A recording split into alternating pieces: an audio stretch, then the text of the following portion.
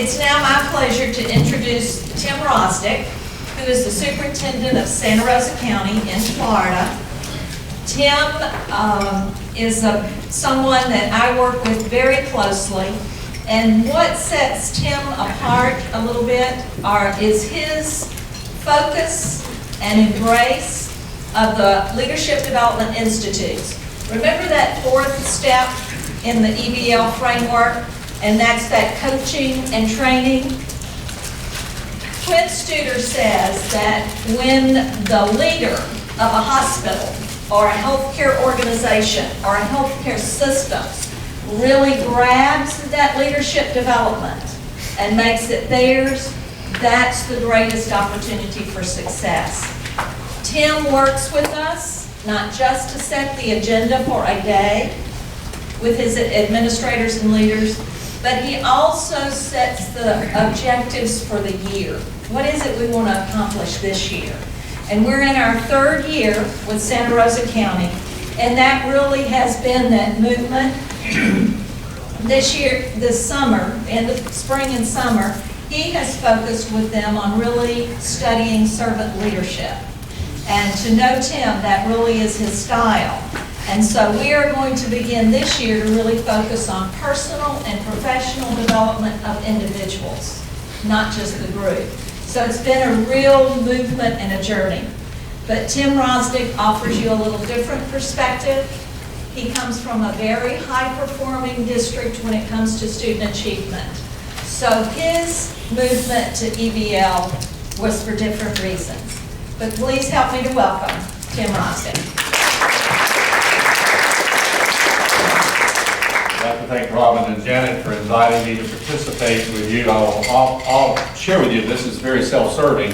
I plan on learning a great deal more than what you are from me, so I will disappoint you ahead of time, so the expectations are right, fair enough. Robin and Janet are partners with Santa Rosa County School, and that didn't start just a couple, 3 years ago. Santa Rosa County Schools rest in the Northwest Florida. There is another section of Florida rather than Disney World. It's where all the men are intelligent and women are good looking, and you haven't heard this before, but really it is a very pleasant place to live and work. We are neighbors to Escambia County, which sits over here, and they lied to me. They told me no one here would know me, and that these people know me. I don't believe a word they say. I have a son sitting in the back that we joined, and actually we're kind of related, I think, almost. I'm sorry to say that. So, my perspective is maybe just completely different from why we are in evidence-based leadership, and I want to kind of give you some background and share with you openly a little bit about where we were as a school district and where we are now as a school district, and the results that we believe are a combination of the evidence-based leadership, but just Santa Rosa County taking that and making it malleable to what we needed and what we used it for. So I'll start off by just sharing that I hope the questions are longer than the presentation. I really do, because I have about 5 slides, and that's because I'm terribly ADD, all right? So let's start off with who we are. Robin mentioned a high-performing school district and somewhat with progressive vision. That's been our nature and our culture for some 35, 40 years. I'll share with you, we've had 4 superintendents in about a 45-year period. That tells you the consistency of leadership that we've had. Our board remains the same. Our youngest board has served 2 years. Our oldest, that's not fair, all right? The longest serving board member is in his 24th year. We have 3 that way. So it's very, very consistent. So that leadership began years ago under a man who has mentored hundreds of thousands of people exponentially by the name of Benny Russell. He is just an amazing man. But his progressive vision, which brought Santa Rosa County from really a dysfunctional school system 35 years ago, 40 years ago, to where we are today, really he laid the groundwork, and I'm happy to hold on to his coattail. He's passed away, but still leads in Santa Rosa County, if that makes any sense. This idea of high performing is a double-edged sword. I'll share a little bit about that, but first of all, I want to start off with you. You wouldn't be here, I don't believe, if you didn't have a consistent need or effort or desire to be better, and that really is the center of focus in Santa Rosa County. Your presence here as individuals really does indicate that you're a high-performing school district or you're headed that way. And there are no other opportunities for us. We are either high-performing or we are headed that way. And I applaud you for that. In my situation, understand this, I'll give you some background. We were both. We were both. And it was a series of events that took place in Santa Rosa County that really brought us to the need of intervening on leadership and moving it forward in a positive way. I'll share with you that evidence-based leadership and a partnership with the student group was something that we sought out. We were a high-performing school district. I could give you statistic after statistic. We are high-performing because of three really important reasons. Notice none of these have to do with the superintendent. Right? One, we have unbelievable parents who have really high expectations. We really do. From the high poverty school, which is now 99% schools, I should say 99% poverty rate, to that one that has 2% poverty rate. The consistency and commonality is that they demand excellence. It doesn't matter if my child hasn't eaten in 3 days, I still want him to perform as much or better than that person who spent their vacation in the Bahamas. Do you understand? I have that diversity. So the beauty of that is we're high performing. The double-edged sword is we're high performing. I have a board that looks at me 2 years ago and said, "Congratulations, Superintendent Wyrosdick. We are celebrated in the state of Florida as the #2 ranked school district." Why aren't we one? And that's good. I like that accountability. That's really important. It's very transparent. They understand that they bring those questions to the table because our journey is a journey of excellence beyond where we are. That is the reason, I'll lay that groundwork for you, that and one more I'll discuss relatively, as to why we felt like we needed to move into evidence-based leadership and to bring some structure to accountability for ourselves as superintendent, for our board that's been so eloquently described this morning, and to our leaders in our schools, all the way down to that bus driver who transports that student to school. So that's who we are. That's what we're made of. That's our fabric. We're a district of about 26,000 students. We have 3 non-negotiables in Santa Rosa County. If I send you an email, you'll see it at the bottom of my email. Number 1, we're servant leaders. We serve others. And we make that focus every single day. If you're a teacher, you're serving kids. If you're an educational support employee, you're serving kids. It all focuses on those students, and that is our goal every single day. Number 2, we demand excellence. We demand excellence of ourselves first and foremost. As iron sharpens iron, you as a professional sharpen me. You hold me accountable. I want that accountability. I demand excellence of myself. I will be the first to measure myself publicly in a board meeting and stand in front of a board and say, here's where I've made it and here's where I have not made it. My board demands that. They're open to that. They're also open to the same type of reciprocal agreement. What have we done as a board to support the superintendent? Those are relationship issues, and I'll come back to that, because that really is the focus of my talk this morning. We are servant leaders, we demand excellence, and we focus on students. Those are not in any priority order, but they are things that I do not negotiate on. When we determine accountability systems, when we determine evaluations, and we dismiss, and we have dismissed some administrators who served 22 years, and that's highly unusual.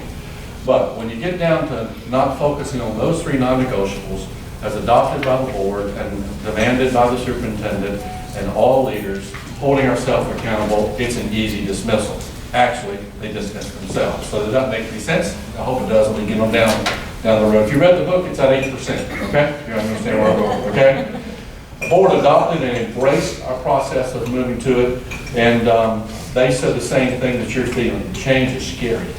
It is scary. It is, I'm telling you, it petrifies you. When I stand in front of a board and I lay out them my goals and objectives, and then in the spring or early fall, I review what we did or didn't do, it's scary. It's petrifying to me to do that. And I stand in front of them and tell them where we are. So that's our culture. That's who we are. That's how we are, where we are. I start with why evidence-based leadership, and when I want to back up my Scandia County friends who are next door to me or right next to us, so They can amen some of this, and they can add to it, okay? And I want them to. I want them to understand, you to understand that we're a high-performing school district, have been since we've been measuring ourselves, but we had some dysfunctional problems, all right? And if we had not intervened, I believe, without a doubt, that we would not be where we are today. We would not be a high-performing school district, and our students would have suffered, and I'll explain why. I'm telling you a story that you've heard, and maybe one of these you haven't heard, but you've had impasse with your union, right? Raise your hand if you haven't. It's going to happen probably, all right? That is such a pleasurable experience, isn't it? How difficult it was when I closed a school that had been open 107 years, all right? I had a cross burned in my yard. You understand? That's real life stuff here, okay? So it really began to center on what relationships were like in our school district with this impasse. We went to impasse with the union that really, it was very, very difficult. I say it this way. We had very few people in our school district talking to each other amicably, right? It was that difficult. It was that difficult to carry on conversations in a professional nature. So we throw into this idea, we're going to have an evaluation system. Wow, okay, really, Mr. Wyrosdick? Really, we're going to do this? Yes, we are. Here's one, all right? You may remember, maybe, I don't know, you may not remember this highly profiled, nationally acclaimed religious liberty litigation issue. I had one of my principals on Fox News, all right? By the way, that principal hired me, all right? Tutored me, mentored me. It was difficult. That was hard stuff. So anytime you put that type of situation in a school district, you're going to have major problems, all right? We did. We really did. So when I say it was dysfunctional, we weren't talking to each other in an amicable way. We weren't talking professional talk. And that was really, really hard. I cannot pour out my heart and head to you how difficult that was. Very, very, very difficult. And again, my Candy County neighbors, and Denny over here, may amen that as well, all right? Amen. There you go. All right. I don't have to mention budget shortfall. I had an operating budget of about $183 million total budget, about $283 million. That's been emasculated down about $27 million. We're still in that throes. You are too. That's almost everyday talk, but how we dealt with that was so important as well. We did RIFs, we did layoffs, we did permanent reductions. We've saved energy by turning off the lights and the air conditioners. We moved our thermostats to 73 degrees. I recommended to the board they adopted, all right, a reduction in athletics. Careful, all right? Careful. It really happened, all right? We reduced coaching supplements, we reduced the number of coaches, and at the same time, we changed the bus system to accommodate everyone. Malcolm Thomas, my friend in Candy County, my dear friend, tells me, Mr. Ross, you want to make 160,000 people mad? That's the number of population in our school district, right? All at one time, you change the bus schedule, all right? And you mess with their money, and then you mess with their religion. So we did all three, all right? I paint that picture for you because I want you to understand really, really how difficult it was. That's the climate we were operating in. A week after impasse, I said to my board chair, and I said, we've got to do something. You know, the train is off the track. And we sat and discussed that, what that looked like, what our expectations was, and we began where educators should begin. And I'm not saying it's going to solve every one of your problems, but we began with, we got to focus on kids. We got to focus on students, because that's our business. That's what we do. And we've got to get out of the way our professional and personal belief systems that are an incumbent to that. And I'll talk a little bit about that in a minute. The enemy of great is good. Santa Rosa County, number 2 ranked school district in the state of Florida. We're 67 of 67 funded. Not proud of that, all right? But we are still number 2. Now, how do you take that type of return on investment and make it work? It's all about relationships, and I'll talk a little bit about that. Academic success has a stumbling block. Why would I put that in quotes? Because it's not true, but it is, all right? I heard every single day, and still hear this, but Mr. Ross said, why do we need to do this? We're pretty doggone good, all right? Doggone is a word we use in the South. It means extraordinary.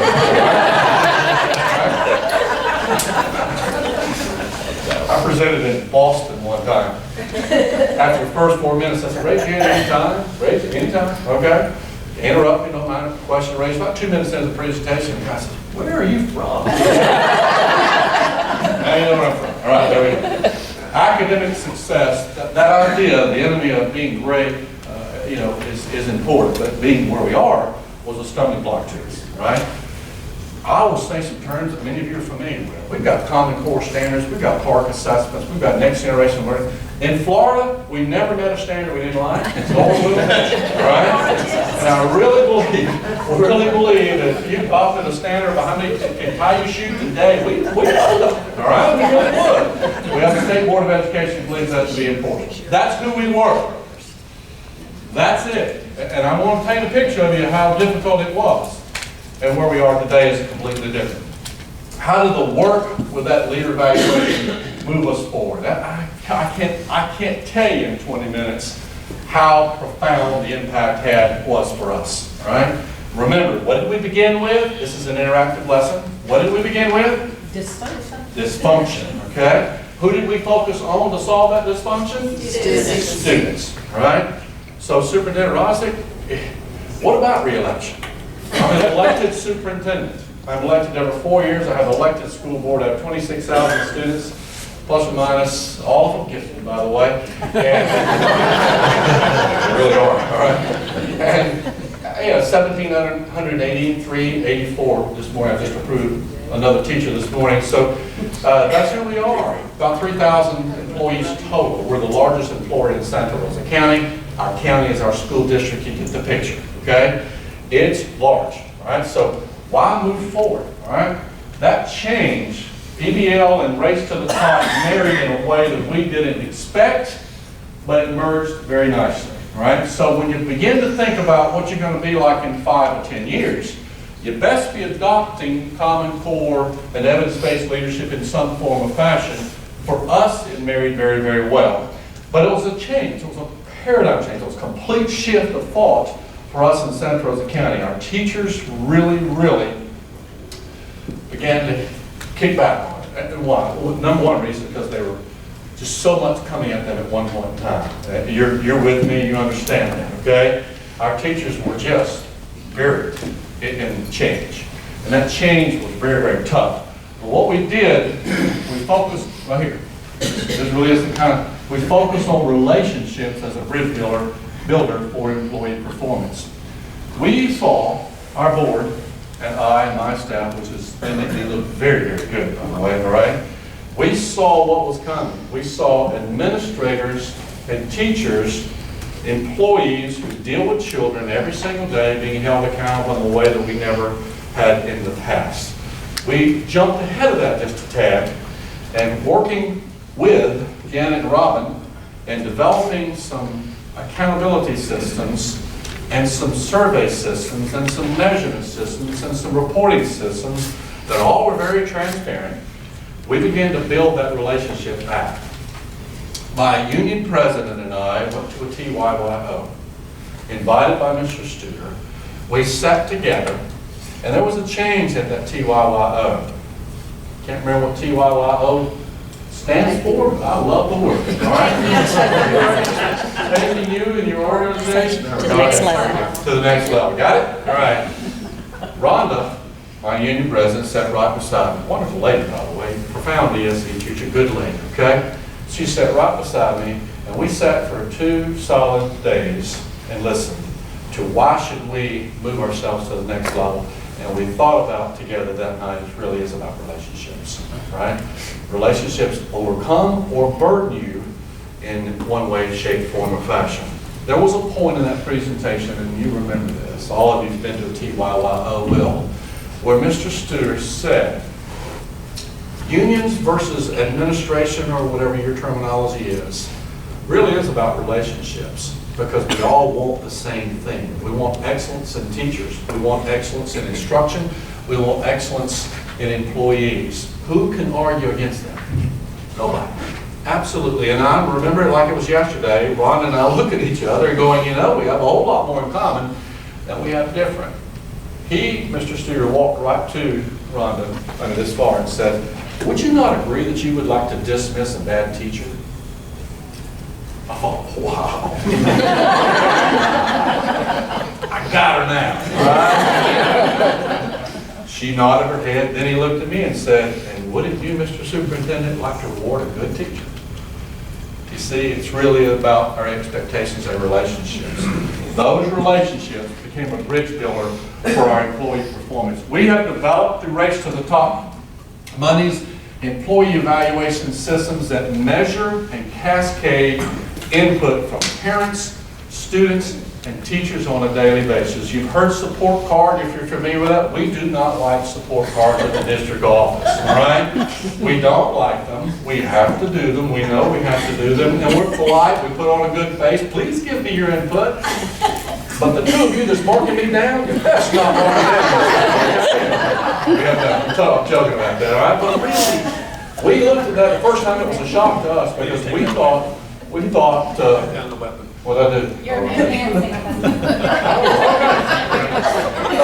Jennifer, we'll be back on the right page. We're done. Any questions? All right.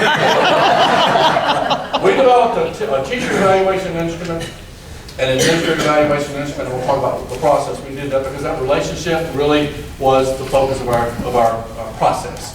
First thing we said, and I met with Ron, our union president, remember, excellence is important. I said, tell you what, Ron, I said, we see what's coming with regard to teacher evaluation. 50% of a teacher's evaluation in the state of Florida now by law is required to be student performance based. The other part, that other 50% is just as important. I'll talk about that in just a little bit and how we got to that. But it was about the relationships that we had to have, starting with the union president and me, and then we cascaded that out all down through the system. Simply put, you've heard the paradigm, you've heard the organizational structure here. I report to the board. I am accountable to them. I'm also accountable to my administrators. My administrators do the support card, parent surveys, teacher input, all that part of their evaluation. They're accountable all the way down to the line where teachers and parents and students are accountable as well. 5% of our teacher evaluation instrument is input from students. Yes. Students. And you might say, and I'm K-12. You might say, how can a kindergartner give input on their teacher? All right? It's pretty consistent. The data doesn't really lie. It tells us the truth, all right? And we can deny it, but you're still going to have to deal with it, all right? That's so important. So these relationships help us build that bridge for employee evaluation. I talked about